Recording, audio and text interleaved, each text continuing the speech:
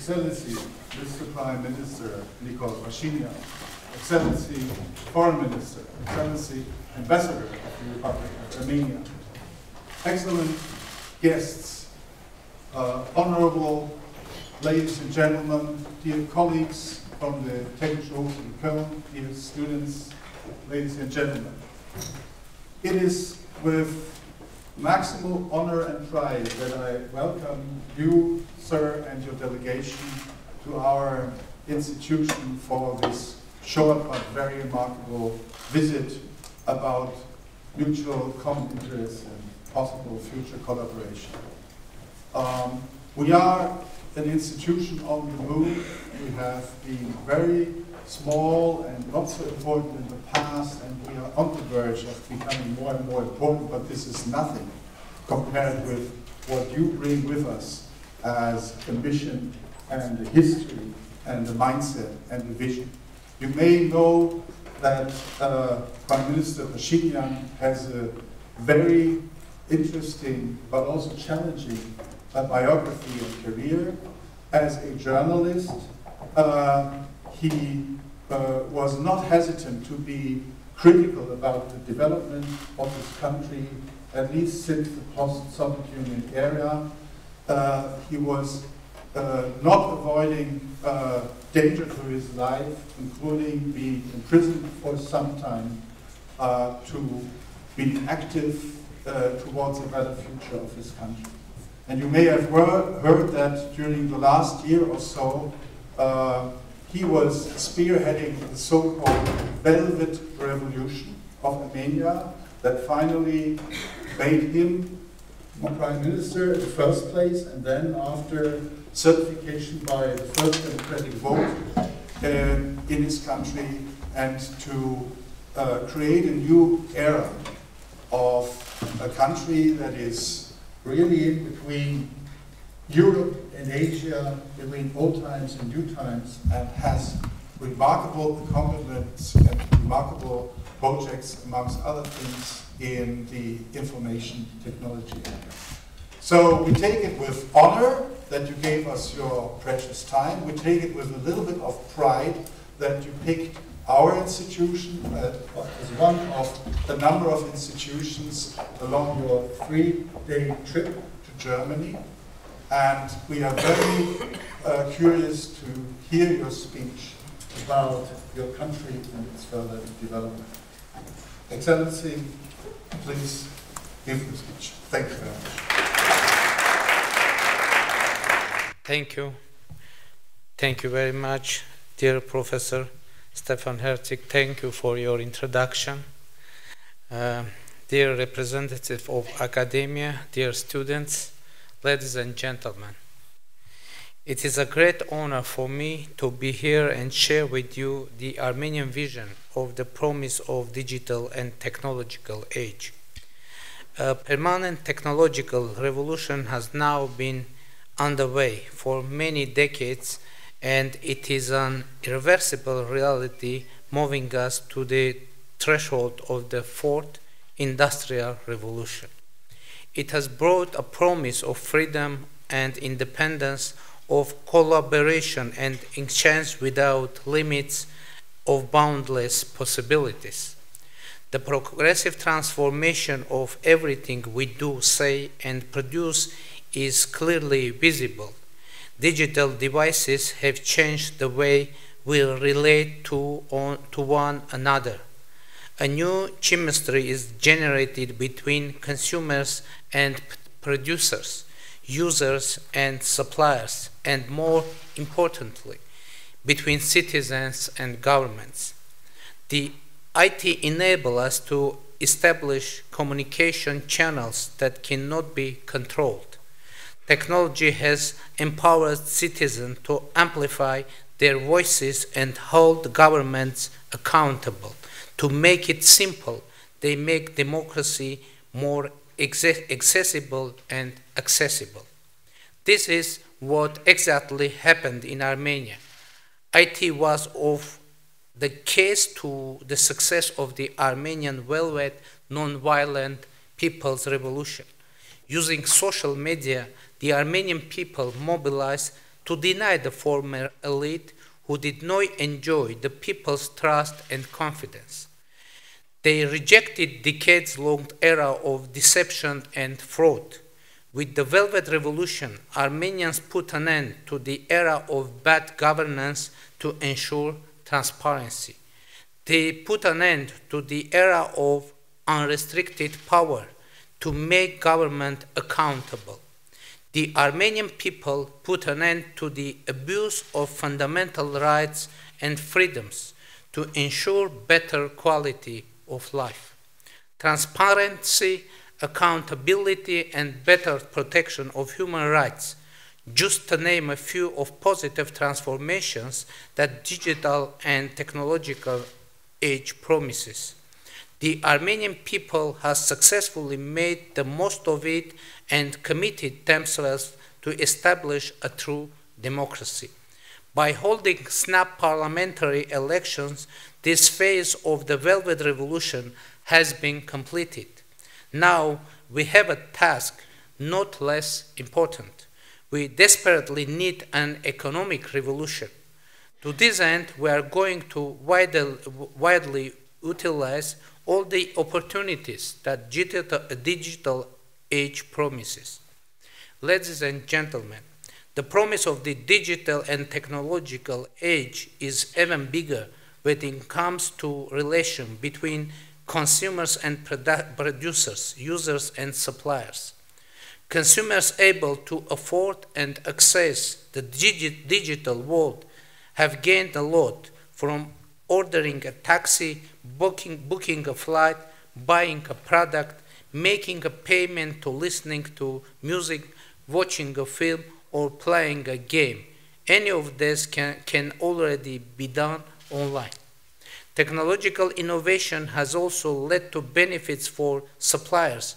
Logistics and global supply chains have become more effective, and the cost of trade has decreased. All this have opened new markets, fostering economic growth. More importantly, IT and digital age enhance international competitiveness of individual countries. This is especially true for small countries like Armenia that, due to geographical and geopolitical restrictions, have limited impact on global processes. IT provides level playing field for all actors, regardless their might and scale. Also, for this reason, the Armenian government has prioritized the sector of high technologies as one of the major pillars of its economic development. Leaning on almost century-long traditions, we are on the path to building a truly technological and industrial economy. We want to meet 21st century standards with ever wider opportunities and prospects to position Armenia as a country producing high value and knowledge intensive goods and services with creative human capital at its core. Armenia was considered to be the former Soviet Union Silicon Valley, where Nairi 2, the Soviet era first semiconductor computer and one of the first in the world, was manufactured. The major part of computing systems and electronics for submarines and spacecraft of the USSR were both invented and manufactured in Armenia.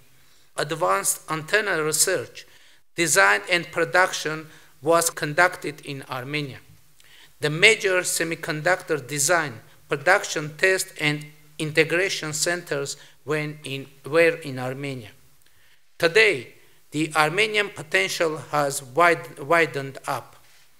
The IT sector in Armenia grew fivefold over the past 7 years with an annual rate of about 25%.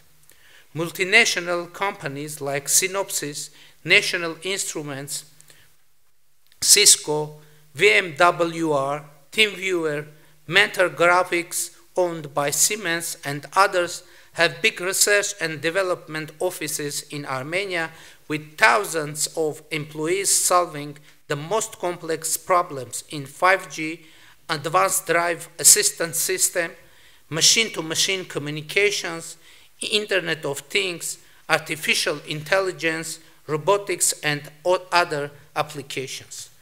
Armenia's current potential enable us to implement programs both with our compatriots from the diaspora and international organizations, and why not with the IT giants. We are launching exciting startup projects to create ecosystem incubators, including sustainable development laboratories. Artificial intelligence, cybersecurity, blockchain, and semiconductor technologies are among our priorities. The education is also very much focused on technologies. In Armenia, we established the TUMO Center for Creative Technologies. Its educational program is acknowledged worldwide as an Armenian brand. It has already been introduced in a number of developed countries, such as France, Germany, and Russia. At the same time, we give school children the opportunity to study robotics in armored laboratories. Armenia has a National Academy of Sciences with many research institutions in physics, math, astronomy, biology, chemistry, and other subjects. And of course, I cannot but mention the National Polytechnic University of Armenia. Your university just signed a memorandum on academic cooperation with. With the potential that these two universities have, I have no doubt that in the near future we will hear about their joint successful initiatives.